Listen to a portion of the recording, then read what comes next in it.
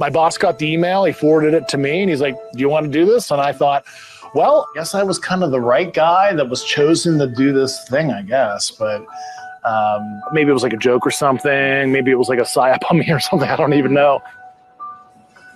Do you want a chocolate?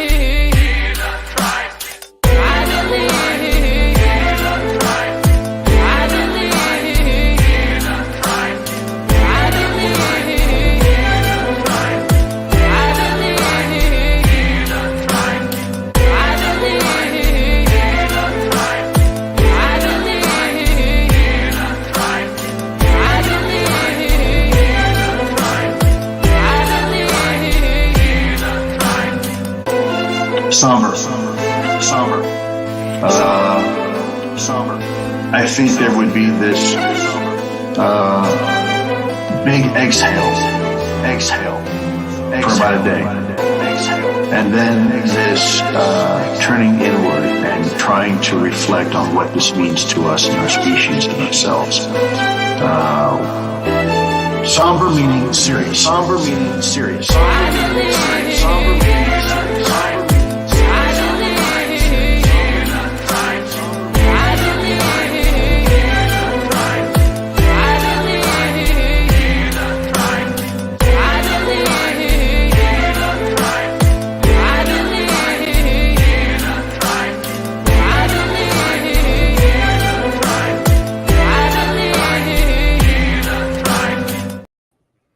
Greetings and salutations, friends, and welcome back. Tonight, we're going to be exploring something that I've called mad disclosure. If you haven't noticed, if you know any disclosure dorks, you better check in with them. People are getting so angry.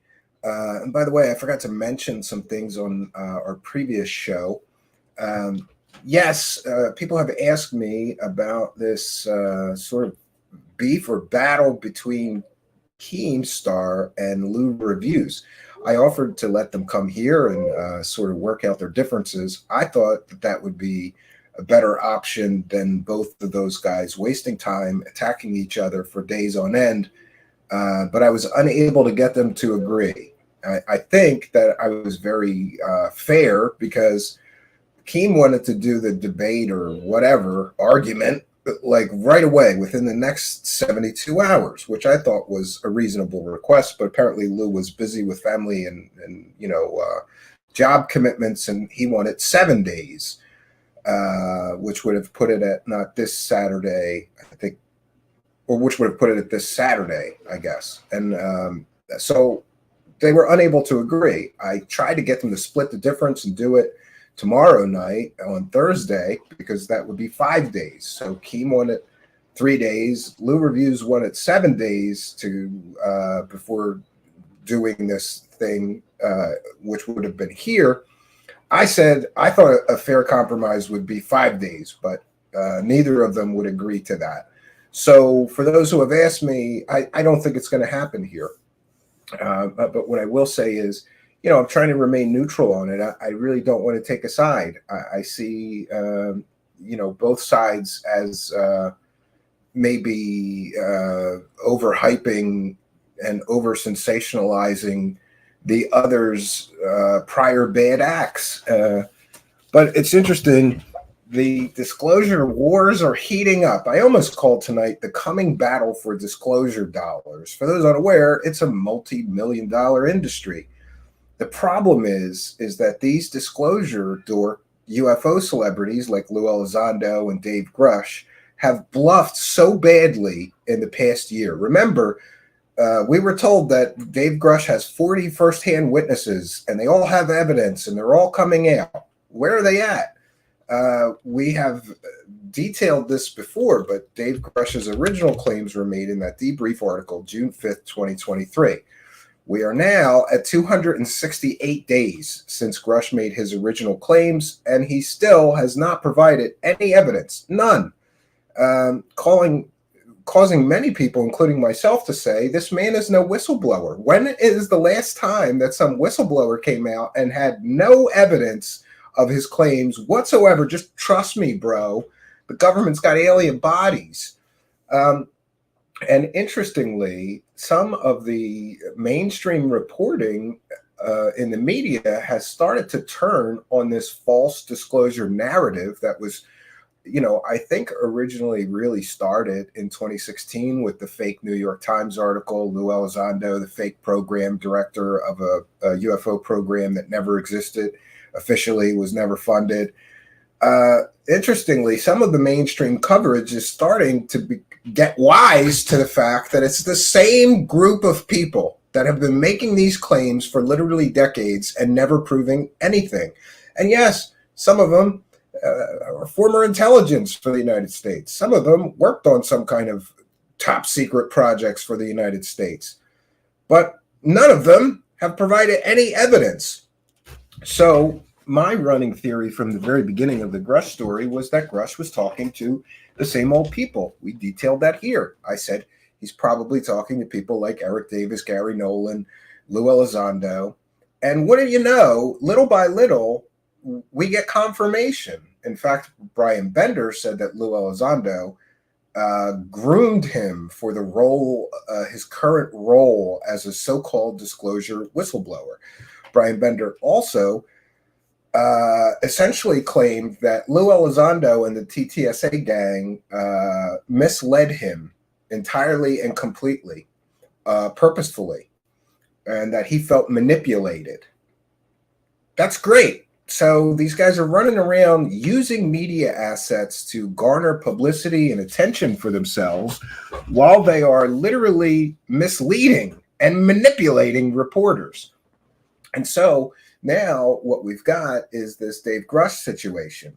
And I said it a while ago, and I'm going to say it again. This is the biggest bluff in UFO history or alien history, the history of this thing, whatever you want to call it, UFO land, they literally trotted out a guy who said, the government's got alien spaceships and the government's got alien bodies. Trust me, bro.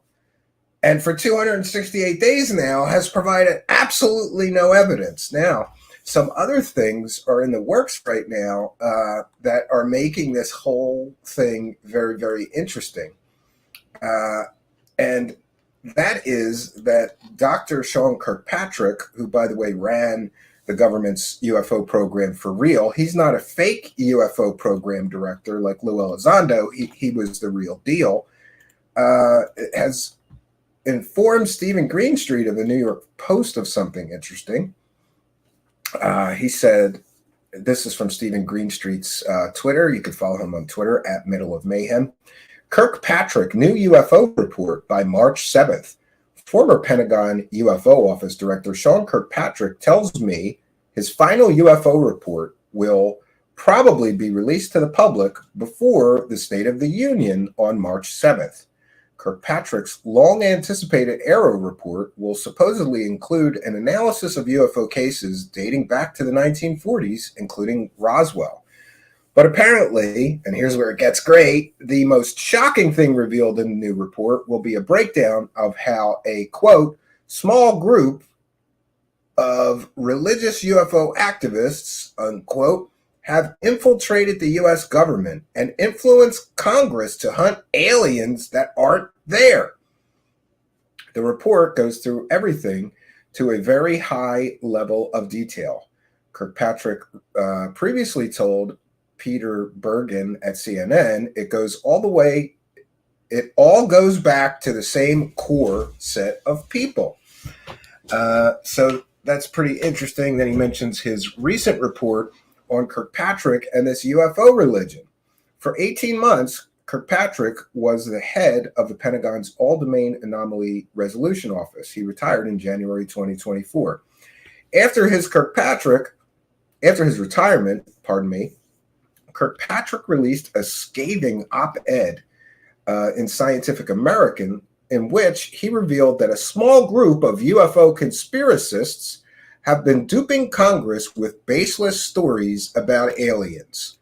So, what is going on here is that the bluff is all falling apart. Pardon me. I always forget to check into the background. Let's get the better background going. I apologize for that. So, it's just interesting that Lue Elizondo has been bluffing about having some kind of secret knowledge since 2016, never really released any verifiable evidence or proof of his claims. He was another bluff, trust me, bro. But when we get to Elizondo, I believe that things get into a level of criminality.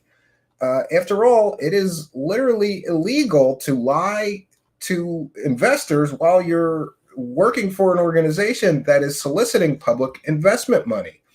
So these guys have backed themselves into a corner, and they've got some real problems. And now I freely admit this is my speculation, but everybody's wondering, where's this Lue Elizondo book? Well, I have a feeling that the book is delayed because Lue Elizondo is trying to figure out just how much can he lie without getting criminally prosecuted for consumer fraud. You can't claim in a nonfiction book that you ran a Pentagon UFO program that never existed and then collect money for that. I would think that would be considered some form of consumer fraud. But again, I'm no expert. I'm no law enforcement officer or prosecutor. These are important questions, though, that really do need to be answered. And when we get on the subject of important questions that need to be answered, we may also I also want to draw your attention to a recent video that I posted, which is a challenge to Kurt Jamungal from Theories of Everything, who's rumored to be the next person that gets to interview Lue Elizondo. But there's a huge problem here. And this is the problem with all of these UFO celebrities. They draw clicks and views. Therefore, people want to interview them. They draw so much clicks and views, and people want to interview them so much that they're willing to throw their morals, their ethics, and any journalistic integrity in the garbage just to get the clicks and views. So a lot of people don't know this. I can tell you the truth because it's a big club and I ain't in it. It's a big club, friends. The big UFO circle jerk club, and I ain't in it, so I can tell you the truth. The reason that these UFO celebrities are able to run around lying to everybody for years on end is because all of the assholes that get the interviews don't do their jobs. So I made a video challenging Kurt or anybody else from, UFO circle jerk land that gets the Lue Elizondo next interview. Hey, you have to get them to answer some questions. Like, did you lie to investors about running a $22 million Pentagon-funded program while you were soliciting investor money? What happened to those millions of dollars? How much was your cut? Did any investors get their money back? Or did you guys just blow through millions of dollars and no investor made a dime back on their initial investment? And by the way, we've been searching, and so far, all I have found as far as investors go is people that said, I gave them the money, I never got a dime back. So was this an investment or just a bunch of people that took money from the UFO community and the public at large and made huge promises like building a spaceship? By the way, that's another question. Why doesn't anybody ask Lue, where's the spaceship you promised everybody, Lue Elizondo? And there's more, like the claims of having remote viewing superpowers. The problem with this whole UFO celebrity thing is that everybody getting the interviews doesn't want to, rock the boat. So nobody will ask the hard questions. And I'm at the point right now where why bother? Why are you even bothering doing an interview? Oh, I get it. So you can put money in your pocket. But if you're not going to ask the hard, critical questions that demand answers, then don't do the interview. Don't just take the money and run. And by the way, I'm putting everyone on notice. Anybody that interviews Lue Elizondo and doesn't ask him about lying to the New York Times, we're calling you out. Anybody who interviews Elizondo and doesn't ask him, did you lie to investors about building a spaceship? I'm going to call them out. Anybody that interviews Elizondo and doesn't ask him, how much money did you get from the what has been described as a techno scam in the form of TTSA? How much money did you collect from all those investors that never got a dime of their money back, to the best of my knowledge? We'll call you out. So Lue Elizondo is going to have a lot harder time going forward doing the circle jerk, right? He did it for years. Speak for hours and not say anything. And every UFO circle jerker that interviewed this clown refused to ask him these questions. If you were involved in what has been described a techno scam that bilked millions of investors, millions of dollars out of investors, and you're being interviewed, somebody should ask you, where's that money, Lue Elizondo? What happened to those millions of dollars? You would think it's a no-brainer. Somebody's got to ask, what happened to all that money? Somebody's got to ask. You were the principal source behind the New York Times article. Did you lie, or did Leslie Keane and Ralph Blumenthal just make up fake facts based on what you told them? Who lied to the New York Times, right? He admits in his own ICIG complaint that what he did was not a program, but rather an activity he did in his spare time. Well, you didn't tell people when you were soliciting money, doing the TTSA dance, that you were a hobbyist that looked up UFO stuff in your spare time at the Pentagon, where your job had absolutely nothing to do with running a UFO program. You told the investors that you ran a UFO program, and then your organization collected all kinds of money, and nobody knows what happened to all that money. I'm sure there's some accounting available. It's great. So the situation really is mad disclosure. All the disclosure dorks are getting pissed off. And some of them, even the true believers, are saying, where's the goddamn evidence, Lue Elizondo? Where's the goddamn evidence, Dave Grusch? Or are you guys just going to keep running through the UFO community, filling your pockets with every UFO dollar you can find, and still provide no evidence? Show me in history whenever this has happened before that a so-called whistleblower came out and then waited 270 days to show their evidence. If he hasn't shown any evidence so far, he doesn't have any. And where's the 40 whistleblowers? Oh, that's right. He can't tell us who those 40 people were, because I believe that people like Stephen Greenstreet and myself and others are correct. The 40 people he's talking about are all the usual wackadoos. Eric Davis, Hal Puthoff, Jacques Vallée, Gary Nolan, who he's now working for, and other known wackadoos. You know, Jay Stratton and all these other people that have been saying these things for years. Kit Green, Kellehammer, whatever. All these people that have been perpetrating this myth, Bigelow, all of these people that wasted government money before to the tune of $22 million. They're the people that Grusch was talking to that convinced him that the aliens are real and the government has alien bodies. The guy destroyed his career because a bunch of UFO true believer Kool-Aid drinking cult members convinced him, manipulated him, and I would go out on a limb and say used and abused him, because they needed a front person to help push this false narrative. It gets more interesting. Brian Bender is dropping some bombs on the mad disclosure side, and is also confirming some of the reporting from people like myself. But you know, really, Greenstreet is the one who blew the thing wide open, basically connecting some of the dots and proving that Grusch is talking to a group of UFO wackadoos that have convinced him of this stuff with absolutely no evidence. But hey, don't let things like we have no evidence get in the way of a good fake story that you can make money from. We have to remember that all the people that are involved with the Grusch story have all made a whole lot of money in the past 268 days, but they've provided zero evidence. And at some point, you have to say, hey, why don't you stop collecting money talking about Grusch until you can provide evidence of Grusch's claims? But that's not what we get. All we get is stories, so here we are. Brian Bender previously said that he was manipulated by some people about the whole ATIP Lue Elizondo story, and he felt manipulated and used. And by the way, I'm paraphrasing, so don't quote me for not quoting him correct. We've reported on that previously.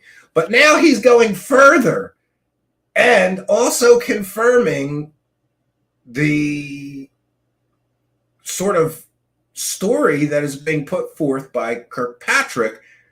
It's all the same group of people, friends. And that's why I've titled tonight Mad Disclosure, because how mad is everybody going to be when they learn that these people have no evidence of their claims, when they learn that these people are basically playing a game of telephone, right? And nobody has any actual evidence. And when people learn it's the same group of people that lied through their teeth in the New York Times article, it's the same group of people that lied and collected and wasted $22 million studying poltergeists and dino beavers at Skinwalker Ranch.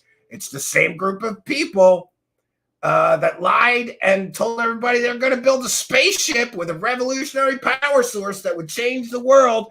It's all the same group of people that have been deceiving the UFO community and, more importantly, the public at large for years, in some cases, decades.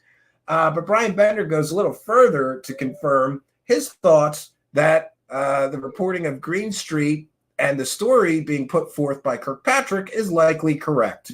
When I say I don't think there's evidence of these claims, we don't know what these secret programs were. We don't know where they were run. We don't know how they were hidden. Now, granted, they could all be secret, deeply classified, and so that's why we don't know. No, that can't be the case, because Dopser cleared Grusch to talk about alien bodies, alien crash retrievals, and more. If there was a real classified project involving those things, they wouldn't have let him talk about it. But I also think we have to consider that one of the most common things humans do, you and I do it probably all the time, in our daily lives, is play the game of telephone, which is I talk to somebody who knows my brother-in-law, who works in the secret agency, who saw the alien bodies at Area 51. I have found in my reporting and getting to know some of the leading people, particularly former government officials who really believe this, who again will say, I never saw it myself. Yeah. So we get an awful lot of, well, I didn't see it myself, but I've heard from my insider sources. So again, yeah, people telling Grusch things, people telling Elizondo things, and those guys go and repeat the stories that have no evidence. That they have fallen victim to a little bit of a game of telephone that has gone on for decades. Sort of the water cooler talk, even at the CIA or at the Pentagon, where people hear these stories and they hear them from people that are quite credible. I mean, they have security clearances, they're entrusted with our nation's secrets. But that's the scary part of some of this, that there are people inside the United States government that truly believe this stuff to the point where they're willing to basically destroy their government job and their career in order to go on some kind of crazy disclosure mission, right? I do think there is an element of this, of sort of this echo chamber, if you will, that this is true and it's always been true and it's always been hidden. And I talk to the people who know about it, but yet we still haven't seen the goods. And, And people say, well, if it's secret, why would we see the goods, right? How would the government? Yeah, the coping from the true believers is really starting, talk about mad disclosure. I'm getting mad. I'm tired of explaining the same things to people. Like, if Dobser approves Dave Grusch to talk about alien bodies, alien crash retrievals, alien spaceships, none of that is classified, or they wouldn't approve him to even talk about that. So we get this sort of circle jerk of excuses for where the evidence, why Grusch can't show any evidence. Oh, no, he gave it to the ICIG and they're investigating. No, they're not. Call the office of the Inspector General of the intelligence community. Ask them if they're investigating Dave Grusch's alien body, alien spacecraft crash retrieval claims. You go do that. They're not. They're investigating claims of reprisals against him and waste, fraud, and abuse, as is their purview. They're not investigating or confirming or denying his claims of alien bodies, alien crash retrievals, or any of that stuff. It's a one big circle jerk echo chamber of excuses for lack of evidence. And, if we apply Occam's razor here, what is the most likely explanation? That a bunch of wackadoos that happen to also work for the government got too deep in the rabbit hole and truly believe this stuff? Or, that there's some grand 80-year conspiracy to hide this and cover this up. By the way, how many personnel would it take to keep their mouths shut for 80 years to keep this all a secret? Hundreds, thousands, tens of thousands? Who knows? But, you can't let things like facts and logic get in the way of a good story you could sell, apparently. Bring itself to ever let us know. And my rejoinder to that is we get a lot of secrets that get leaked out of the government, tons of them, to the point where they put people in jail for the rest of their lives. Right. Yeah, the recent Discord leaks is a perfect example. The literal battle plans for Ukraine were leaked in a Discord server. That guy got prosecuted, by the way. That's another part of tonight's broadcast. Why is Jeremy Corbell and who's ever leaking him this sometimes claimed to be classified material not getting investigated, not getting arrested? But other people who leak things that are classified get instantly arrested. This has led many, including myself at times, to believe that the government must be in on this in some way. Why would the people leaking classified information just get a pass when others are literally have the book thrown at them? Interesting. Leaking stuff. So if, there was this grand conspiracy to hide evidence, real evidence of alien life, why have we not been able to figure it out? And why haven't we been able to see the evidence? I'm not ruling out that it's possible that has happened. Those programs did exist. Anything's possible, but there has to be evidence to prove that these things really exist. Stories isn't going to do it anymore. And the problem that the disclosure boner bros are going to have in the next few months is that they bluffed so big. They literally bluffed all the way to Congress, and they have no evidence to share. Now, people can argue with me, oh, Ryan Graves testified and David Fravor. Okay. So they gave their testimony. What about Grusch and all of these grandiose claims that he's been making for 268 days now? Where's the evidence to support his claims? Where's the 40 whistleblowers? There's a reason he can't even give you their names. And I believe that reason is because he's talking to the same people we've mentioned here many, many, many times. And that would explain why they just roll out excuses. Anytime you start demanding evidence, oh no, he gave the list of 40 to the Inspector General, who's not investigating that, right? Oh, that's strange. 1 second. Okay, let's continue with this, and I have a little more to share with you. There was a UFO crash. I'm just saying I'm just not convinced yet that that's the case, even though there's this whole sort of cultural phenomenon surrounding this that almost takes it as gospel.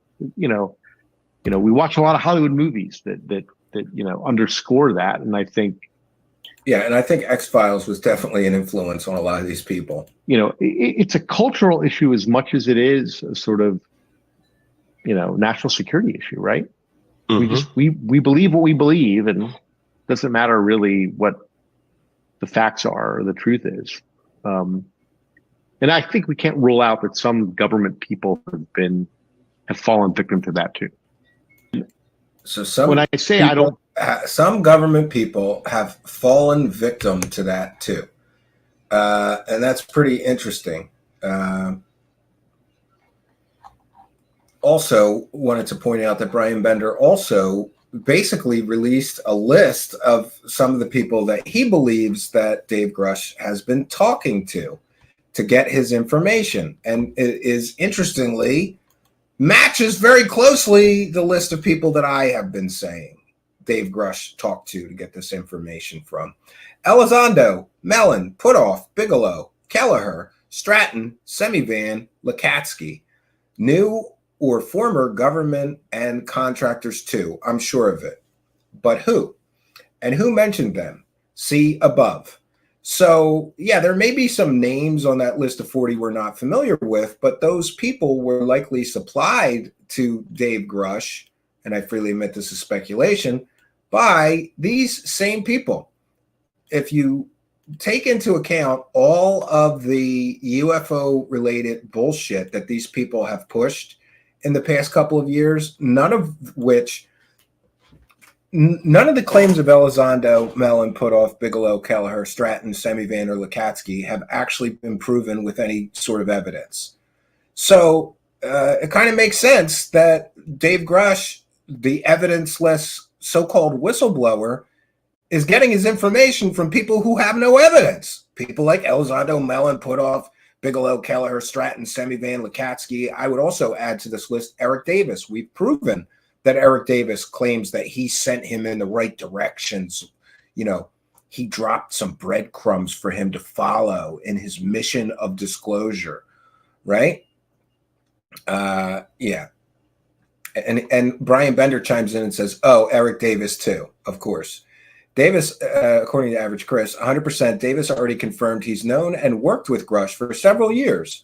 I've got a screenshot of that Facebook post by Davis. So, yeah, the game of telephone, friends, a bunch of people with no evidence backing each other up. And it's a circle jerk, friends. That's what this is. It's a circle jerk. It's an evidence-free circle jerk of UFO bullshittery. And the real problem that these disclosure advocates are going to be facing in the next few months here is that they have so far gone out on a limb, over-promising, that it's inevitable that they are going to inevitably underdeliver. I mean, in order to not underdeliver, they basically have to prove that the government has alien spacecraft, prove there's alien crash retrievals, prove there's alien back engineering programs, and prove that the government has alien bodies. That's kind of a tall order. It's going to require a great deal of evidence and proof to conclusively prove those things. What are the chances? What are the odds that the same people who have been providing basically evidence-free stories for years now are suddenly going to come across all that smoking gun evidence, and this will all turn out to be true? And they'll be proven not to be the bullshitters that I believe that they are. Now, interestingly, I'm excited that some of the mainstream media are starting to catch on to some of the I just call it fakery, fraudery, and bullshittery going on in the UFO community. There's things that the government, they need to explain some things. And Green Street pointed out this thing, which is really a good point. And by the way, I've made inquiries on this same issue and gotten zero reply. But I guess he has better press credentials being with the New York Post, so he at least gets a reply. Green Street says, regarding the leaked jellyfish UFO video, I asked the Pentagon, quote, is the DoD currently or planning to investigate how this video was leaked? 8 days later, after multiple follow-ups, a Pentagon rep said, quote, I don't have anything for you. I followed up by saying, the question still stands. My perception is that these leaks keep happening and nothing seems to be done about it. I'd appreciate a statement. This was over a month ago, and I've gotten no response. Previously, the Pentagon issued a blanket statement regarding the potential unauthorized disclosure of national security information, but did not specifically address my questions above. The Pentagon has been swift, and this is the point, and this is where it gets very problematic for Jeremy Corbell, and why he suddenly started calling himself a journalist, right? He thinks he's just going to be protected because he's a journalist, a self-appointed journalist now. The Pentagon has been swift to investigate leaks of U.S. military images and quick to publicly announce punishments. And this is from the Navy Times. He cites an article there about people being punished for leaking classified pictures, video, or information. But with the leaked UFO images, they suddenly aren't so swift and so quick. Why? And here we see U.S. Navy sailor jailed for taking photos of classified areas of nuclear submarine. Instant investigation and punishment. Ensign and 4 chiefs were charged for leaking F-35 crash videos. Instant investigation and punishment. UFO filmmaker releases 46-second images allegedly showing a swarm of objects hovering near a Navy ship. Nothing. And by the way, somebody took that image from inside a Navy ship's command center. So you're not allowed to film things from a Navy ship command center during an active incursion of that ship's airspace and then post it on the internet. That would be illegal. Nothing happened. Nothing. Defense Department confirms leaked videos of unidentified aerial phenomenon is real. And again, nothing happens, which, this situation has led myself and many other people to think that the government is in on spreading fake, false UFO disinformation and misinformation. And that would make Corbell one of their useful idiots, right? And it kind of makes sense. Jeremy Corbell has been wrong about everything. And he runs with everything. Oh, somebody dropped some flares? No, we'll call it a giant pyramid, a giant triangle spaceship the size of football fields, right? You got a strange looking image taken off of a Navy ship that's drones? We'll pretend it's pyramid spaceships, right? Do you have a video of some balloons rolling by an observation vehicle, filming it? These balloons? Oh, we'll call it a jellyfish UAP, a jellyfish spaceship, we'll call it. I don't think it's a coincidence that Corbell keeps getting leaked information that turns out to be completely and totally fake, and he runs with it.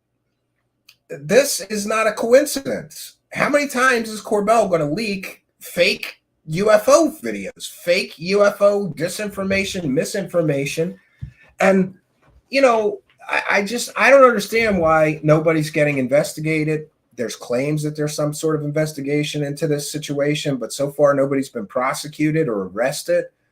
It makes me believe that the government's in on this. Why would they get? Of course, if Corbell is their useful idiot, they're going to give him a pass for leaking this classified information. They're not going to arrest him. They want him releasing this fake nonsense bullshit. At least that's my take on it. Something is odd. And why won't any member of the government or the Pentagon address why there's been no investigation and no punishment for anybody leaking this fake nonsense to Corbell? It's bizarre, but welcome to Bizarro World.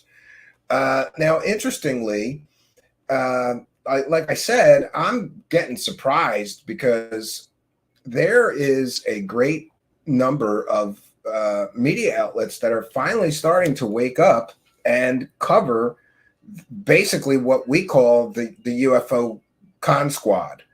In the description of the video, I have provided a link.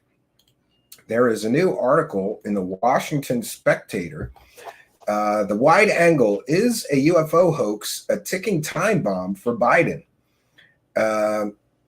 I'm not going to read you the entire thing, but it talks about the NDAA, the 2024 National Defense Authorization Act, passed in December, and includes a provision that requires the federal government to provide any and all records on UAP, unidentified anomalous phenomenon, a new and broader term for what had previously been called UFOs, to the National Archive, which in turn is supposed to make them available to the public. And come June 2024, 180 days after the bill was passed in December, and smack in the middle of election season, activists hope that a deluge of new UAP information will be disclosed. The new law requires that all UAP-related records created more than 25 years ago must be made public, unless personally blocked by President Biden. Daniel Sheehan, an attorney based in Santa Cruz who has claimed involvement in various UAP-related legislative efforts over the last several years, has been making the rounds on fringe podcasts and at conferences to share the good news. As Sheehan told Nathan Williams on the Amazing People podcast in a December 2023 episode titled The UFO Lawyer, any and all the information that is 25 years old or more has to be revealed to the American public and to the world. Now that includes Roswell. That includes the Aztec events. It includes all kinds of extraordinary, important events that have taken place in this field, prior to 1998. Okay, unless the president himself, that would be President Biden, unless he puts his own demand that this be postponed for any particular reason. And then that has to be specified and it has to be made known to the public. Sheehan presents this as an ultimatum to Biden of sorts. Either release what you know about Roswell and the alleged lesser-known Aztec UFO incident. By the way, we covered Aztec, a complete and total hoax that was perpetrated by literal con artists. So, I think Sheehan's a pretty interesting guy from a legal perspective. He's been involved in a lot of interesting legal stuff. But as far as his belief system, he's a wackadoo. He's talking about Aztec, the Aztec UFO incident, which is essentially a proven hoax that was perpetrated by literal convicted con artists, right? But he wants the government to release all the information on the Aztec UFO incident, a UFO hoax perpetrated by literal convicted con artists. And this gets into the problems with some of this stuff. These guys want the government, they don't want the government to give them the truth. They want the government to confirm their pre-existent belief system that aliens have crash landed here and the government has bodies and spaceships. And isn't it interesting that the very same people who demanded an office like Arrow are now calling the Sean Kirkpatrick a disinformation agent and saying he's attacking whistleblowers. More on that in a moment. So either release what you know about Roswell and the lesser-known Aztec UFO incident, or face the wrath of a rabid community of enthusiasts, some of whom are threatening violence. And here's where it gets great. I almost fell off my chair when I read this.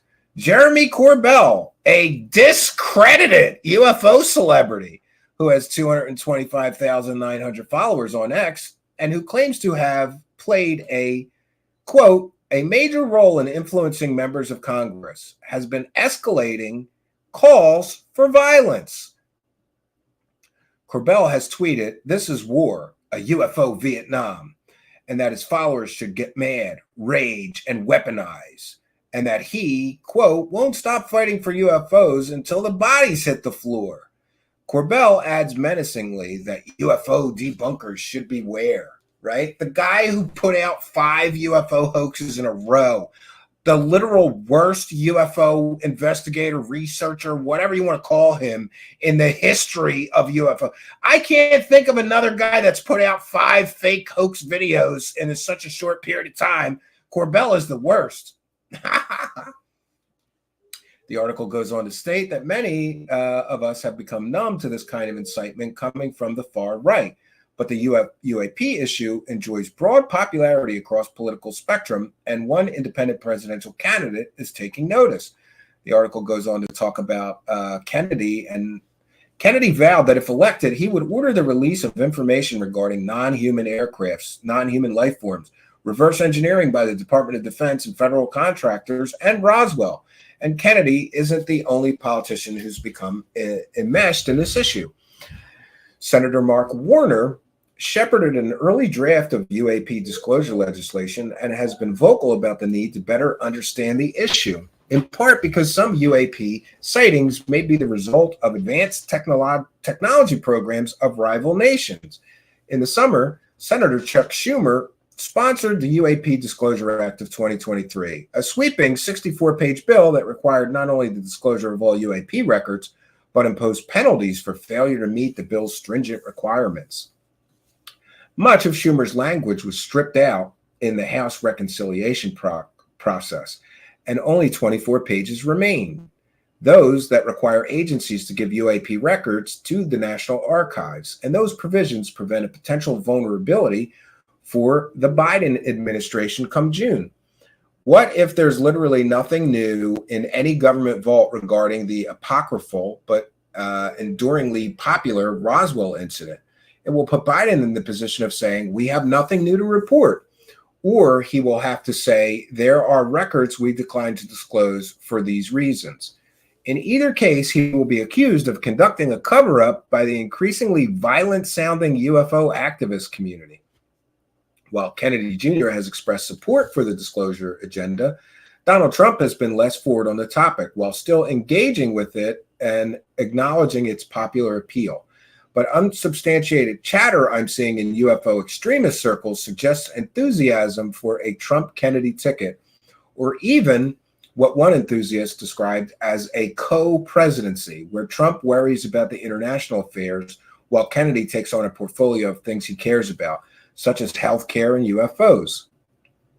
The article goes on to discuss General Michael Flynn, former national security advisor to Donald Trump, charged and later pardoned for lying to the FBI about his contacts with Russia, floated the prospect of a Trump-Kennedy joint ticket. The New York Post first reported that Trump's campaign was in contact with the Kennedy camp. The joint ticket idea was enthusiastically endorsed by Jim Hoft, editor of the Gateway Pundit, the far-right news website. So it's interesting. This article is essentially laying out the case for why there's going to be some major problems. There could be some problems in the upcoming presidential race, and it could actually be influenced by the UFO issues, which is pretty interesting. Then this next part I like. Dr. Sean Kirkpatrick, who recently resigned as the head of the Department of Defense's All-Domain Anomaly Resolution Office, or AARO, the latest such effort to aggregate and investigate UAP reports, penned a scathing Scientific American op-ed January 2024, calling out the network of UFO activists. AARO also compiled a report submitted to Congress and to be published sometime this year. By the way, less than 7 days, we should have that report. According to Kirkpatrick, AARO found no evidence of the existence of any alien life or government cover-up. In a follow-on interview with Scientific American, Kirkpatrick agreed with editor Daniel Vergano's characterization of Washington's latest obsession as a tremendous game of telegraph that's been going on for a long time, or telephone, as described by Brian Bender. And it's spun up now from the world of ufology to entertainment to the Congress and genuine Congress people, pounding the table and demanding answers. The late Senator Daniel Patrick Moynihan warned about the dangers of overclassification and excessive government secrecy. Opportunists, foreign and domestic, are happy to amplify and take advantage of popular distrust in government. The United States should normalize its security protocols to ensure the information is not unnecessarily classified. The fact that a fringe group of activists mirroring messaging from hostile foreign powers has injected frivolous legislation rooted in myth into our most important defense bill is alarming. Legislators need to practice better discernment and not be swayed by popular mythology, even as they themselves may have become susceptible to tempting questions planted by decades-long information warfare campaigns. Yes, and isn't it interesting that so many of these former intelligence people, did you know that Dave Grusch worked in information warfare? Did you know that Anja Lee worked in information warfare. And of course, we've got Lue Elizondo, who worked in counterintelligence, which essentially is a problem. Interesting that all these people that worked in information warfare are, influencing literal legislation be passed and things like that. So interesting article. We're not going to go through the entire thing. The rest of it is in the description of the video, should you care to check into that. I have a few more things to share with you. At least I thought that I did. One moment there. Oh, yes. This is also from Stephen Greenstreet. And this is where it gets interesting. The disclosure bros love to claim that there's gatekeepers and they're stopping disclosure. Well, we found a couple of the gatekeepers and they're UFO people that are stopping disclosure. Well, I didn't find them. Stephen Greenstreet did, but I just think this is great. So Greenstreet, again, Skinwalker Ranch ghost hunters were worried the U.S. government would use eminent domain powers to confiscate their paranormal discoveries if Senator Schumer's proposed UFO legislation became law. In an email of which I was CC'd, Skinwalker Ranch ghost hunter and former Pentagon scientist Travis Taylor states, the opposition to the Schumer Act was purely Alabama and Utah pushing back on eminent domain. If we dig something out of Skinwalker Ranch, you think the Fed should own it? Well, Mr. Brandon Fugel didn't, and I didn't. So we stood up against it. So isn't it great? All of these disclosure dorks are blaming certain members of Congress as being gatekeepers or enemies of disclosure. No, the people who stop that from being enacted are literal UFO wackadoos in the form of Skinwalker Ranch ghost hunter Travis Taylor and Skinwalker Ranch owner Brandon Fugel. They stopped it, according to an email that they sent out. Mr. Greenstreet goes on to state, Brandon Fugel is the current owner of Skinwalker Ranch and produces a reality TV show about his ranch on the History Channel. Taylor is the star of that show. Senator Schumer's far-reaching 64-page proposed UFO legislation included provisions that would give the U.S. government eminent domain power to acquire any technology from, quote, non-human intelligence, unquote, including crashed UFOs and alien bodies. Schumer's amendment was mostly gutted and thrown out by other congressional leaders last year. And then he goes on to talk about his newest New York Post report highlights the Schumer amendment and how multiple dubious UFO activists reportedly helped write it, including, strangely, Travis Taylor himself. So Travis Taylor helps write the legislation, and then him and Brandon Fugel get involved to stop the legislation from passing because they didn't want their spooky stuff confiscated by the government somehow. This is just pretty wild where we're at with this stuff. But isn't it interesting that, I got to share this. Somebody just shared this with me on Twitter. Apparently, Dave Grusch has finally provided some proof, and here it is, friends. Grusch brings proof. Thank you, Nick Jammer, at NickJammer1 on Twitter. You gotta love it. So, basically, I love that all these people are claiming that there's these enemies of disclosure out there. And meanwhile, who's the enemy of disclosure? Apparently, Skinwalker Ranch is an enemy of disclosure. They stopped that law from being enacted because they didn't want their spooky goodies to be confiscated by the United States government. It's wild. It's wild. And why? I don't understand. If Travis Taylor was one of the people helping write the legislation, why would he then oppose the legislation that he himself wrote? I guess that's a question for Travis Taylor to answer. But it's just incredibly interesting to me that people are making all of these false claims about government officials blocking this and that. Mick West is chiming in. Mick West, about this situation that's Greenstreet posted, is also firing on this very issue. And Mick West says, was at Brandon Fugel involved in the gutting of Senator Schumer's UAP disclosure legislation? Travis Taylor seems to think so. citing concerns about the Fed confiscating any non-human artifacts they might dig up at Skinwalker Ranch. This seems odd. Yeah, it does seem odd. So the enemies of disclosure for you disclosure boner bros are your own people. Apparently, Travis Taylor is the one that stopped the legislation, him and Brandon Fugel. According to him, I think Fugel should probably chime in on this and make a statement, right? I would think that he should make a statement, but, what do I know? So we want to take a moment here to recognize the live chat. I did it again. I apologize. Just so everybody's aware, we read every single super chat, but sometimes I forget and then I see them and have to jump into them. So I apologize. Wreaking Havoc 215 became a YouTube channel member, longtime show supporter. Thanks for becoming a member again. High Speed Chase, who's also a member with a kind and generous $5 super chat, says, a wise man once told me years back that the truth will be coming out intensely. The time is now. And thank you, Stephen, for being part of the movement. Well, thank you. We appreciate that. And another $5 in the hat from High Speed Chase, longtime show supporter and YouTube channel member. By the way, I just posted the monthly show journal for you YouTube channel members and Patreon supporters. Thank you all for your kindness, generosity, and support. And thanks, High Speed Chase, who says these wackadoos definitely got another thing coming. And another one. How many wackadoos does it take to create a jellyfish UAP?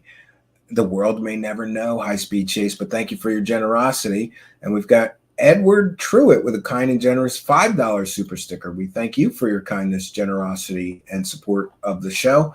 It is much, much appreciated. And we'll take a moment to thank all of you, including High Speed Chase and where was the other one? I'm sorry.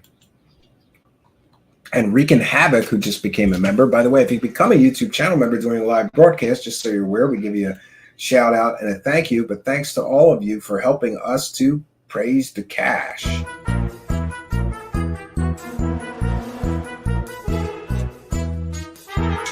You're watching Truthseekers. Praise the cash, praise the cash. Thank all you guys. So I wanted to take a moment to promote some of the upcoming special events that are happening here. For those unaware, we were running replays for a little while, and people seem to like that. I stopped doing it for a while. Now I'm going back to it, but with a specific reason, and that would be I'm very good at starting things. I started this new series called Murder in UFO Land, and it was about people who essentially got so deep down the rabbit hole that they lost their minds and killed people. I thought it would be a good idea, sort of mixing true crime and the world of aliens and UFOs. We produced 2 episodes of that, and I had plans to produce 3 more, but life gets in the way. So I have episode 3 almost prepared and ready. That will be broadcasting live here sometime next week. I'll announce details on my Twitter. Please follow me on Twitter at Stephen Cambion. So anyway, I decided a good idea would be to sort of remind people. People tell me all the time how great those 2 episodes were. The first 2 Murder in UFO Land series episodes. But then, as inevitably happens, I get excited about a new project. I start on it. And originally I thought I'll produce 10 episodes then. I found 10 cases that would qualify. Got sidetracked. So I'm sort of reminding people this Friday at 9 p.m. Eastern, Murder in UFO Land, the first one. Let me get that up here. So this Friday night at 9 p.m. Eastern time, and again, yes, these are pre-recorded. One second. So this Friday night at 9 p.m., we have part 1, Murder in UFO Land, the Christopher Gray story. And these things really took forever to prepare and produce. And it's a shame that at the point that we started these, I guess, maybe we didn't have quite the audience that we had, that we have now. They didn't really get much attention here. 1 second here. I'm going to share my screen with the second one. This one is Murder in UFO Land Part 2, and that will be Saturday night at 9 p.m. Eastern Time. Murder in UFO Land Part 2, David Icke, Matthew Coleman, and the Murder of Two Children. I really think that this series is important because it highlights just how dangerous some things in the UFO community can become, and how deep and dark the rabbit hole really goes. When you get to the point where people are killing themselves or killing their children because they got too involved and convinced of conspiracies that aren't real, I think that says a lot about the dangers of the UFO community. And isn't it interesting? In that first case, the gentleman was involved with the Bledsoe cult. And he talked a lot about the lady right before he stabbed his father to death and live streamed him killing his own father on Twitter. And then sent that video to a big group of like 100 UFO celebrities emails. And nobody wanted to talk to me or comment on that. They got sent a literal video of one of their followers killing his own father. Oh, we can't talk about that. People were threatened, by the way, not to talk about that situation. It's bad for business if people know that somebody got too tied up in this cult shit and killed somebody over it. It's bad. It's just bad for business. Also, we've got a couple of previously produced documentaries that will be on Saturday and Sunday night.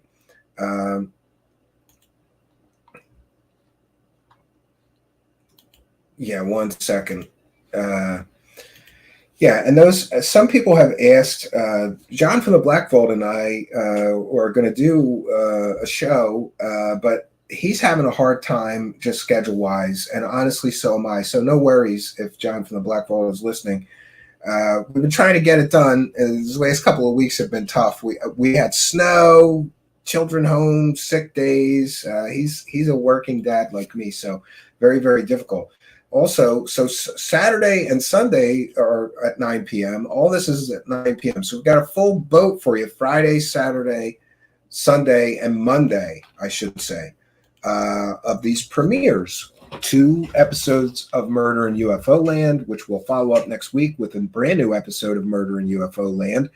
And then we've got these 2 documentaries that we produced that we were essentially bullied out of putting on YouTube with false copyright, with people claiming they would falsely copyright claim them, or privacy claim them.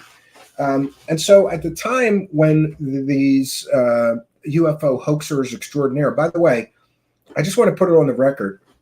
If you're a UFO hoaxer and somebody makes a video explaining and showing everybody how you create all those hoaxes, you don't have the right to copyright claim that off of YouTube. And, so I've consulted with attorney and legal representation. I've got letters standing by. We will not be bullied or intimidated. We did, at the time, put those videos on all the alt media sites. These would be the Third Phase of Moon documentaries. There's 2 of them. We put them on all the alt video sites when they were produced. And I think tons and tons of people, thousands and thousands, tens of thousands of people saw those videos. But I really don't think it's fair that the subject of an investigative journalism piece gets to essentially veto your ability to publish those on YouTube with legal threats or whatever the case may be. So we're doing it. They can do what they want. I've already got letters, fair use defense letters, privacy complaint defense letters, whatever letters that I need. Essentially, especially in the first one, the documentary lays out and proves 100% that they basically are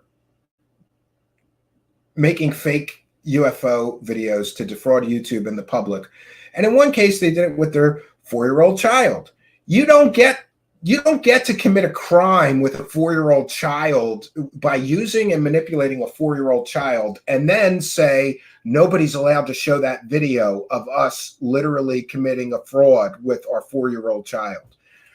So again, I'm just at the point now, like we're not going to be threatened, intimidated, or silenced. Those videos belong on YouTube. So I'm putting them there.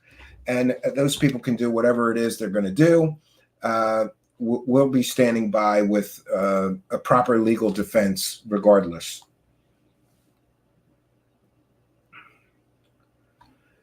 All right.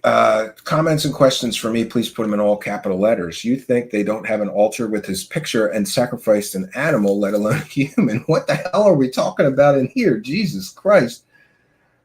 Jewel Chicky Arlene is here and says, I giggle every time I hear Steven say, I have letters standing by, thwarting the weenies before they even start.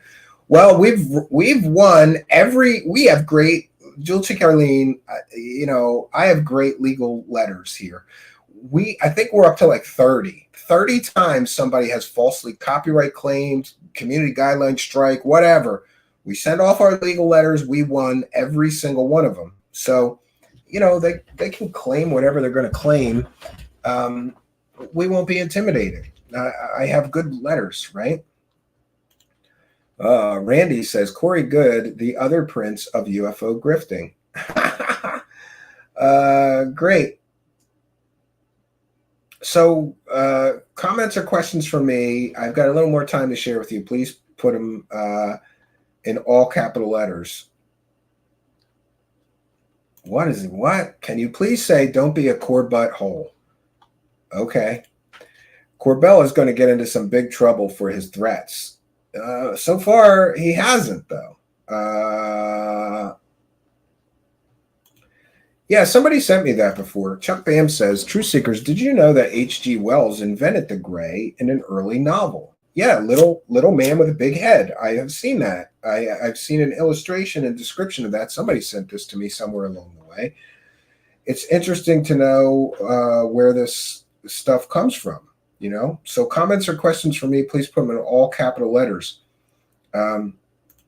Should also take a moment to thank Phil on Twitter, who did the wonderful graphics. Sometimes I see a graphic so good, I just say, I'll just use that from tonight's broadcast. And his Twitter is in the description of the video. Posts a lot of funny UFO celebrity memes if you want to give him a follow. And of course, we want to thank Simon Fly, who provides the music videos that we play here. We thank him for his generosity in allowing us to broadcast those.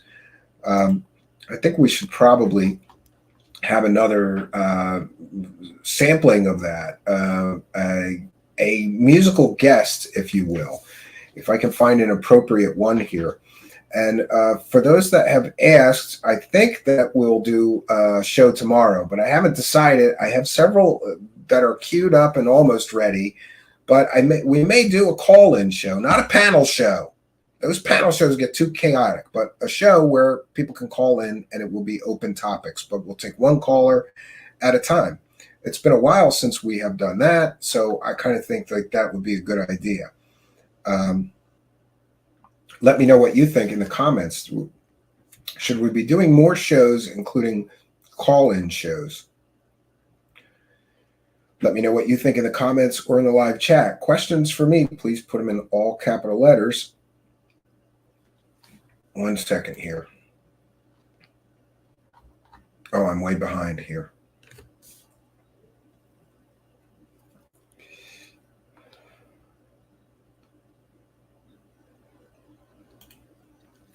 Corbell and Knapp cut in front of the line at the congressional hearing and sat up front, and they just let them.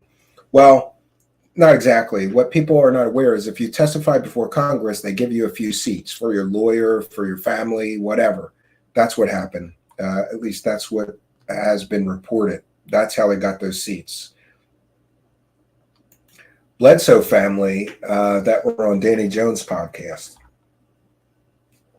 Yeah, and everybody who interviews the Bledsoes doesn't bother to ask them about that guy who freaked out and stabbed his own father to death. Right? High Speed Chase says, one day I will be a musical guest. Send me those songs again. I'll turn them into a video. Sure. Jonathan says, call-in shows. Yeah, I like the call-ins. Chuck Bam says I like the call-ins. Can you do a show on the Turkey UFO sightings? Yes, I can. It's on my list, but I will pull that out again. I don't think that the Turkey UFO sighting is very good. In fact, I think it's kind of been debunked to death, and Roger Lear being involved really kind of makes me doubt that it has any authenticity alone, right? I don't know what that is about. I hope you feel better if you're having medical problems, right?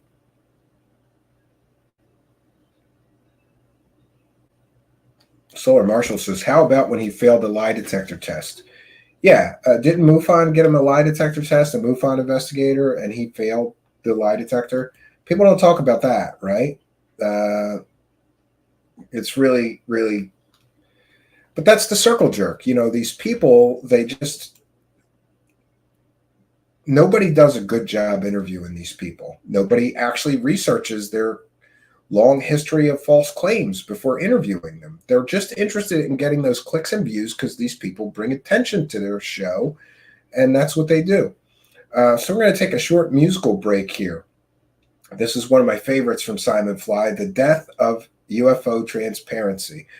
I'll be right back, so get those questions and comments together for me, put them in all capital letters, and I will answer comments and questions. You can ask me anything you like when we return. We'll be right back, friends. For the masses. Lue Elizondo, Lue Elizondo, Lue Elizondo, Lue Elizondo. For the masses. Lue Elizondo, Lue Elizondo, Lue Elizondo, Lue Elizondo. For the masses. Yeah. For the masses. Good troubleshoot, good troubleshoot, good troubleshoot, good troubleshoot. For the Soul Foundation. Yeah. The Soul Foundation. For the weak grifters. Yeah. Weak grifters. For the masses. We the people have to come together. We the people have to come together. For the masses.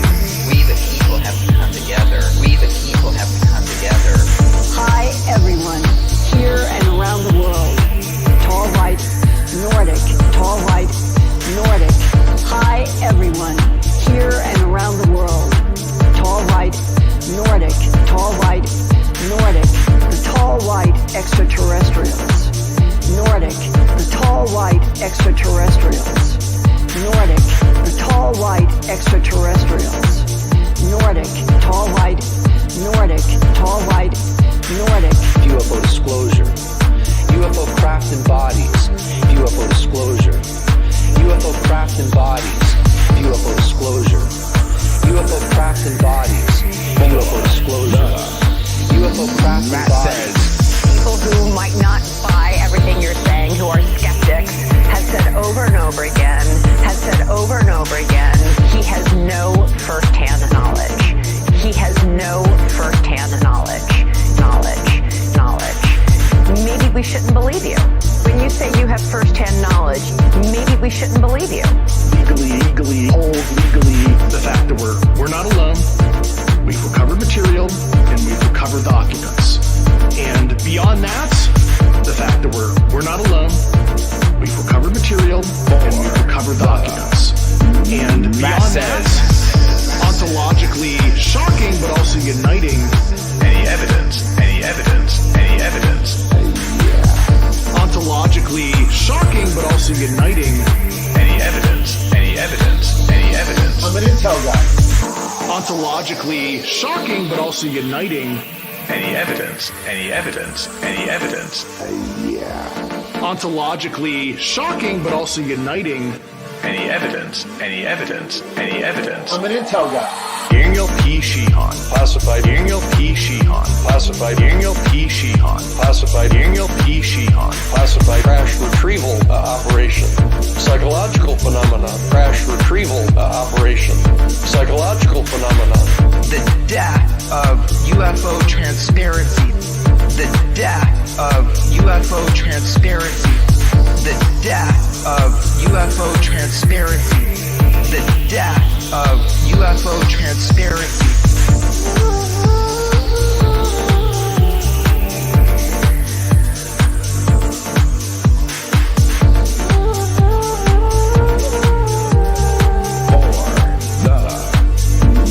Masses.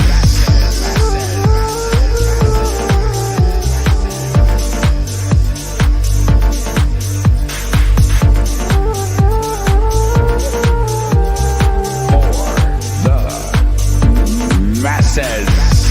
Ontologically shocking, but also uniting. Ontologically shocking, but also uniting. Ontologically shocking, but also uniting. Ontologically shocking, but also uniting. The death of UFO transparency. The death of UFO transparency. The death of UFO transparency. The death of UFO transparency.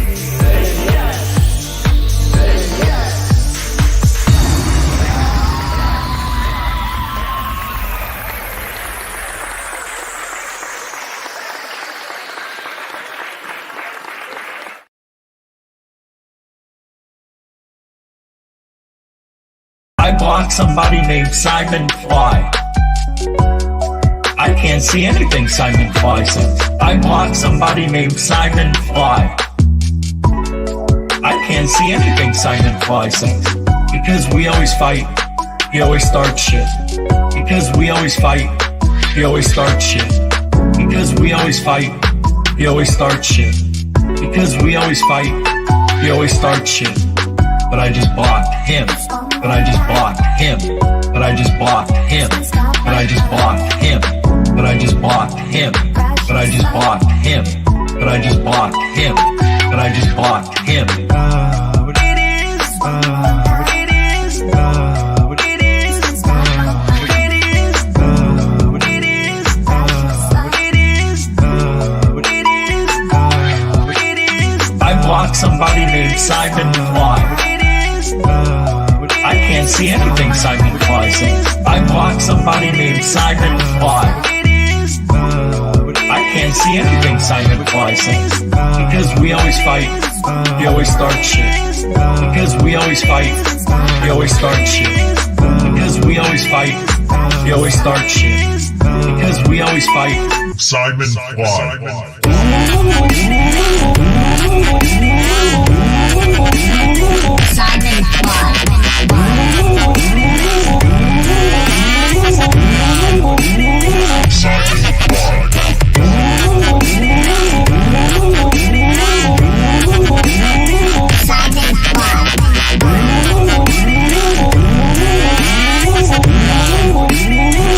I just blocked him from me.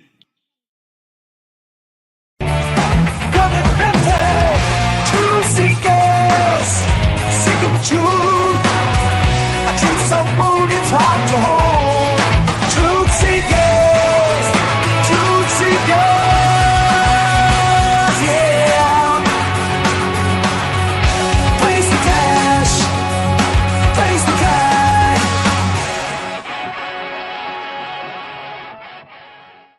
Okay, greetings and salutations. So I see a few more questions in the live chat. The Hydrogen Lion says, Stephen, have you covered those lunatics who claim they speak light language? I saw some YouTube ad where you can pay for them to teach you. Yes, and in fact, Simon Fly has also made some music videos out of those people that claim to be speaking in tongues or speaking light language or channeling aliens, right? Yeah.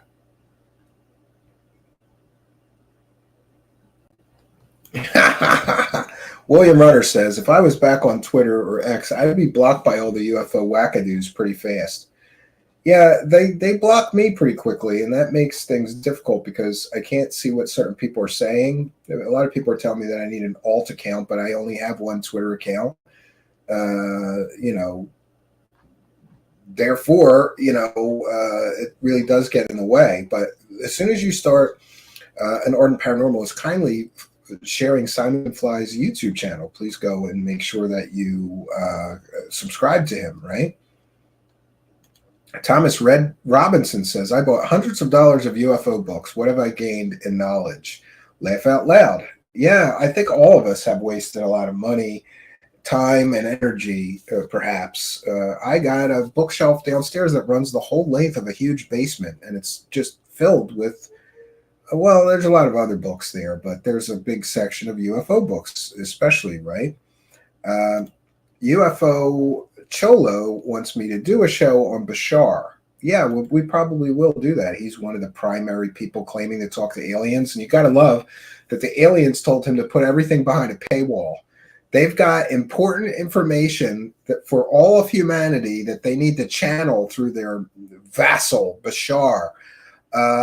But they want him to copyright it all and put it all behind a paywall and make people pay for that secret and, special knowledge, right? Oh, I wasn't aware of that. Solar Marshall says, Seal Don Shipley said that Grusch was nuts. Yeah. Lou Reviews asking, did you see any of Ashton's answers to some of my questions the other night? Yeah, I think I did, and he did the normal thing where he just is denying reality, right? He just makes excuses for whatever people say. But it looks like that grift is coming crashing down, and he's going to have to come up with a new grift, which is going to be anti-gravity. So a guy who couldn't prove that, massive airplanes teleported out of the sky based on fake videos is now going to show us free energy, I think, and anti-gravity technology. Great. Daisy B is here. Hey, Daisy B. Good to see you there in the live chat. Solar Marshall says, Lou Reviews, you did a great job with Ashton a few nights back. Respect. Yeah, I'm gonna revisit that, Lou, and I'll probably clip out some of those questions and answers because I'm making a video of all about the MH370 thing. It's interesting that it's just one of those things, like if you want to believe it so strongly, and the amount of coping and the amount of coping and mental gymnastics that people are doing to still want to believe that those videos aren't 100% fake, it's just ridiculous to me. And there is a new video. Mick West just did a new interview. 1 second. I'm going to cite fair use. This is transformative work. We're educating the public. It's interesting. Mick West did this recent appearance where he blasts MH370 out of the water in seconds. And so I kind of feel like anytime anybody asks me about MH370, I could just send them to my 3-hour video. By the way, let me put up my fair use banner one more time here. This is fair use. This is transformative work. We're educating the public. Yeah. So Mick West had this to say recently on a recent podcast episode, and I think the whole discussion should be over just after this one clip of Mick West explaining how fake those MH370 videos are. The MH370 video is a fake, and you can tell it's a fake because it's using stock footage, and it's using a stock image for the explosion, which matches the actual stock footage from the 1990s. It's using stock photos for the clouds. We can see that it's on an online database of clouds, and I've talked to the photographer and the person who runs the database, and they both confirmed that these photos were on that database before the video was made, before MH370 went missing.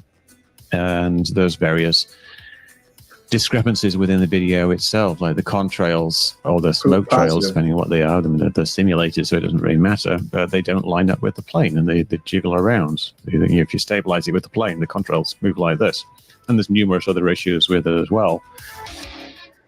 Yeah. So, sometimes you go, like, this is so stupid. Why are we still arguing about these videos being real?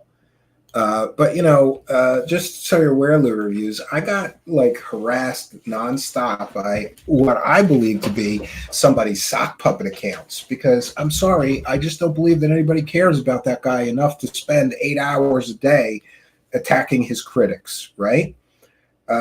It's just ridiculous, right? UFO Cholo, he was shook, says Lue Reviews. Yeah, and I'm sorry you weren't able to work out you doing that thing here with Keem. I thought it would be time better spent than, just going back and forth at each other on Twitter, right? Yeah.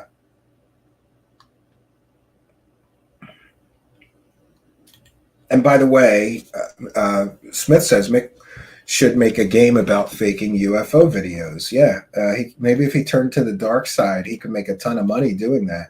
And just so everybody's aware, I'm gonna talk about this other issue, which is somebody literally calling me the P word, saying that I'm a child predator because I said that those MH370 videos are fake, and here's why. And just so everybody is aware, when any UFO cult group gets backed against the wall and they have no argument for a debunk or whatever, that's what they do. They accuse you of being a child predator, a sex predator of children. And I have to say that this is perhaps the third or maybe fourth time that we have done a show exposing something to be completely and totally fake, and then people start coming at me, calling me the P word.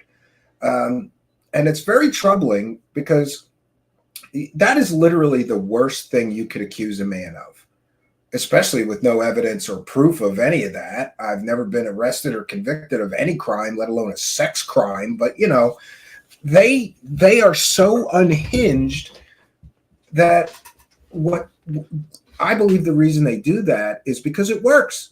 If you critically cover one of these delusional UFO fantasy boys and show that he's pushing complete and totally fake nonsense, they lose their minds, especially if it is so definitive that they really can't argue with your evidence.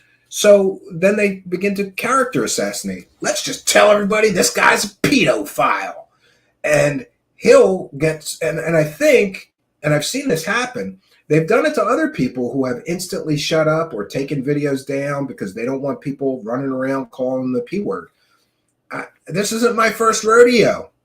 The Billy Meyer sex cult did this to me. The TTSA fanboys did this to me. The Lue Elizondo fanboys did this to me, and others. So this is just another example of somebody throwing the P word at a good researcher or investigative journalist who is exposing their scams and their grifts.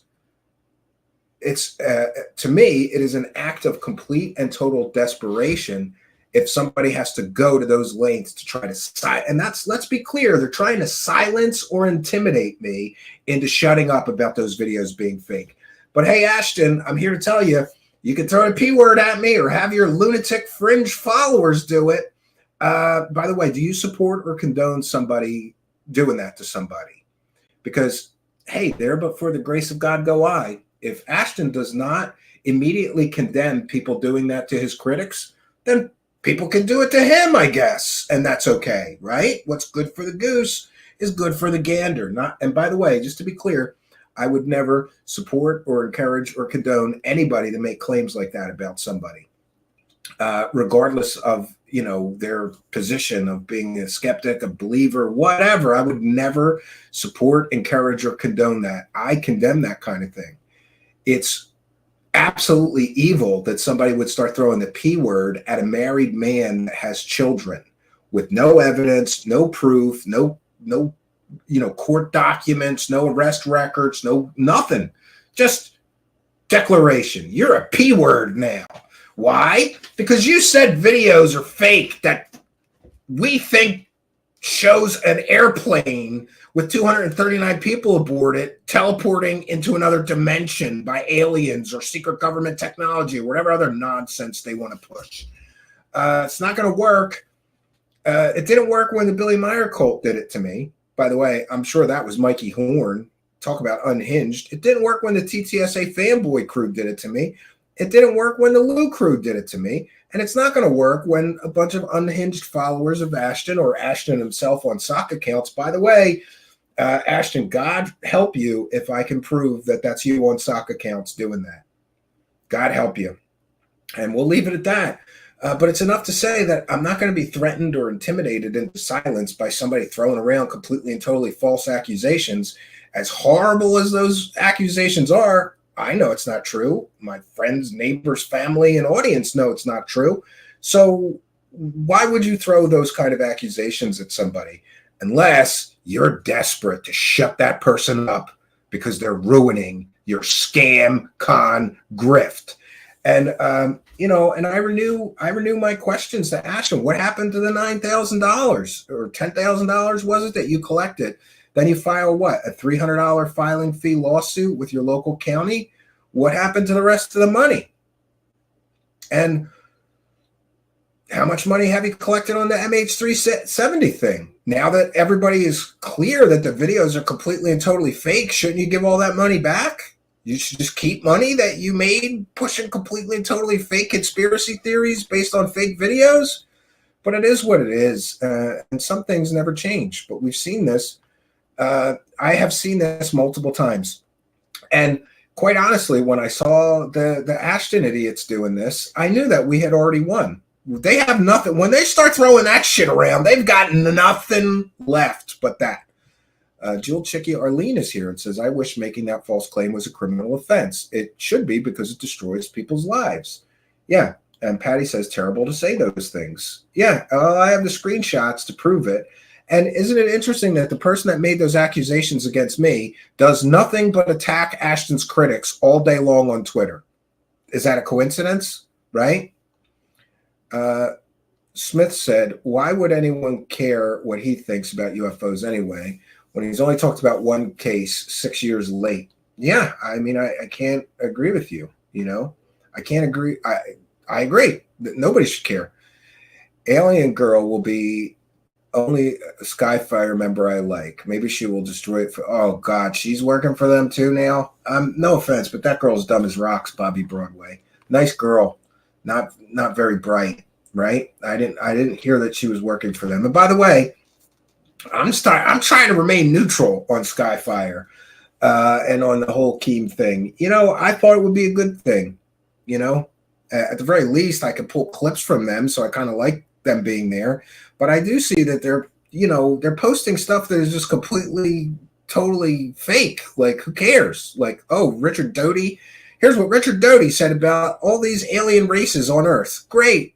So now we're posting stuff from a known government disinformation agent, paid, admitted government disinformation agent. Okay.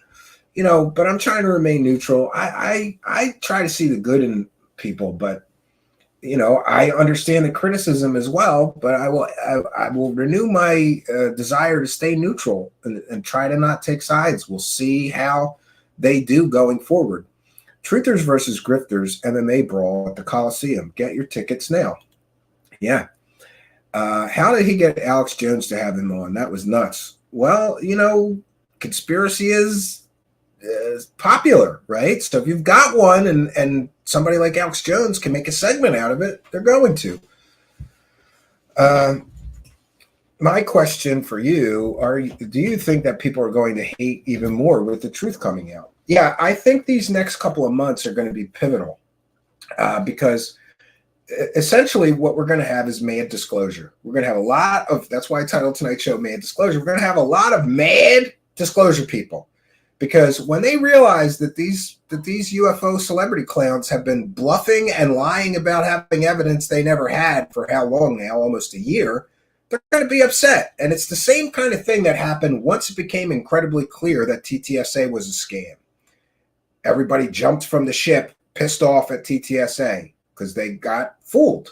Nobody likes getting fooled, right? That's why a lot of scams are not even reported. People don't want to admit that they got scammed. Smith says, Doty attempted a Hitler mustache in the 2000s. You got to respect the man. Oh, God. They'll be mad because the money will dry up. Yes, so we're going to have mad disclosure. And there's going to be a battle for what little UFO disclosure money will be left. You see, these guys bluff so big that when this all comes crashing down in this Arrow report and other things, it's going to be a problem, right? Yeah, this shirt says, "Don't sue me, bro." For those asking, it's available in our merchandise store. That's another common tactic. People threaten either people call me the P word, or they threaten to sue me for defamation. But we all know that the very best defense against a defamation case is to tell that you were telling the truth, and you did it without malice. We do our due diligence here, and generally we have an 8-year track record of accurate reporting here. So though many people have made threats, nobody's actually filed an actual suit. I've gotten a lot of what you would call angry lawyer letters, these cease and desist, you better stop talking about my client or we're going to sue you. I wipe my ass with them and I keep rolling on doing what we're doing here because we know that we're accurately reporting. And the last thing, people aren't aware of this, but if you sue somebody, even in civil court, you're giving them subpoena rights of everything in your life. So if somebody were to do that to me, then I get subpoena rights. That means I could subpoena things. So, for example, if somebody sued me, I could subpoena all their emails.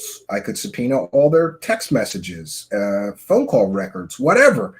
They don't want to give me subpoena rights. That would be very, very stupid idea for them, right?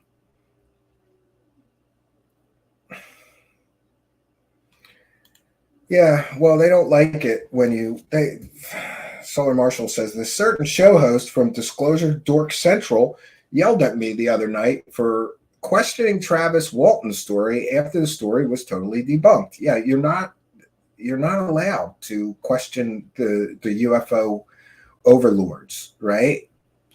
Those are their heroes, and there's so much hero worship that you're not even allowed to be critical, which is really the hallmark of a cult. If you think about it, that's kind of what a cult does, right? Yeah. All right. Well, yeah, and I'm sure somebody's going to ask. So Solar Marshall and I had a disagreement, and we're just over it. So like he overreacted, maybe I did too, or whatever.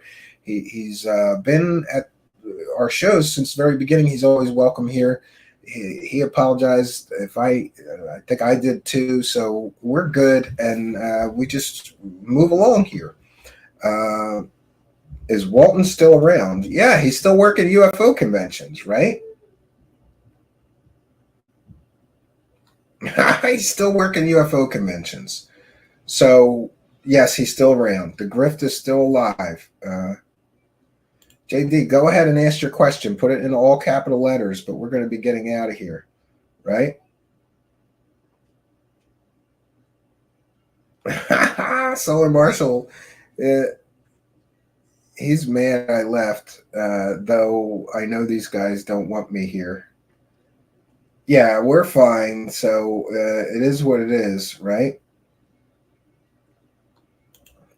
Steven, you said 2 episodes that some new AI software that would come out and change the game. What's it called? It's from OpenAI. What is it?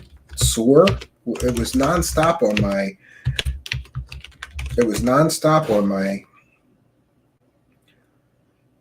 I think it's called SOAR, S-O-R, new AI video technology. And it's SOAR, maybe? Yes, it's really...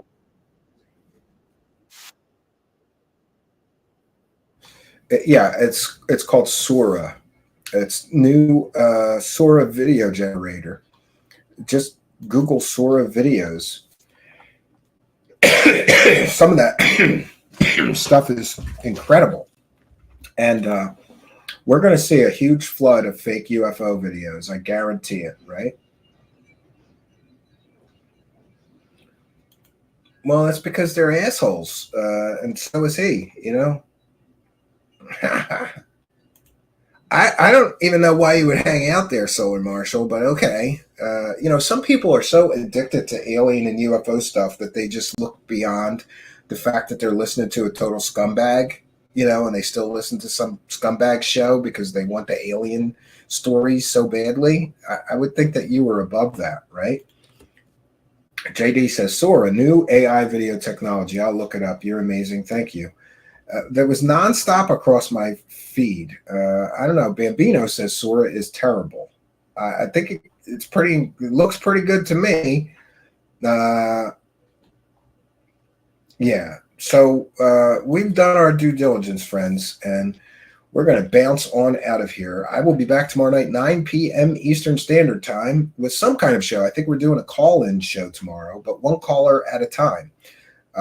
Let me know what you think of that in the comment. Do you think these call-in shows are a good idea? Let me know what you think in the comments or in the live chat. So we've done our due diligence. I want to thank all of you kind and generous benefactors, you Patreon supporters and YouTube channel members. Just posted a new video just for you. We want to thank all of you super chatters, super sticker people, and PayPal pledgers. We'll take a moment to check in with the PayPal. For those unaware, we read every single PayPal pledge. We read every single super chat. So be sure to get those in. We want to thank Maria for a kind and generous $50 PayPal pledge. Says the shows lately have been very good. Keep them coming. We'll do that. Thank you, Maria, for your kindness, generosity, and support. We'll take a moment to thank you for helping us to praise the cash. Praise the cash, praise the cash, praise the cash. And I will check back in. There's one more that we forgot about. High Speed Chase with another kind and generous $5 super chat. It says, for the Dragon Capsule. Well, thank you for your kindness, generosity, and support. And thanks for being a member. Thanks for helping us to praise the cash, praise the cash, praise the cash. All right.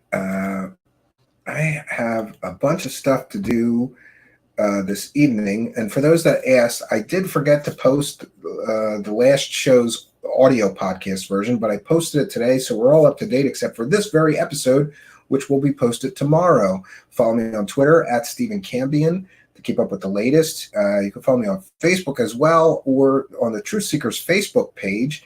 Also follow us on Instagram at Truthseeker Show. And let me know what you think of these new shorts. Everybody asked me for the shorts. It seems like some of them, it's hit or miss. Some of them get great views, and then some of them nobody watches. I'm not sure why that is. We're still trying to figure it out, but let us know what you think of the new shorts section. It's available from our main YouTube page. And by the way, if you are listening in the audio podcast, we love and appreciate you, but you're missing all the fun. We tape these podcast episodes live on YouTube with video feeds. So go on over to youtube.com, click the little magnifying glass, the search bar, put Truthseekers, one word in that search. And the first thing that pops up should be me, the strange guy with sunglasses. Go there, smash the subscribe button, hit that notification bell, and you too will know when we're doing a live taping for the podcast. Come and be a part of the show. You are most welcome. So that's all we got for you, friends. I'll be back tomorrow night, 9 p.m. Eastern Standard Time. Hope you'll be here with me. Until next time, friends, my name is Stephen Cambion. Good night, and God bless all of you.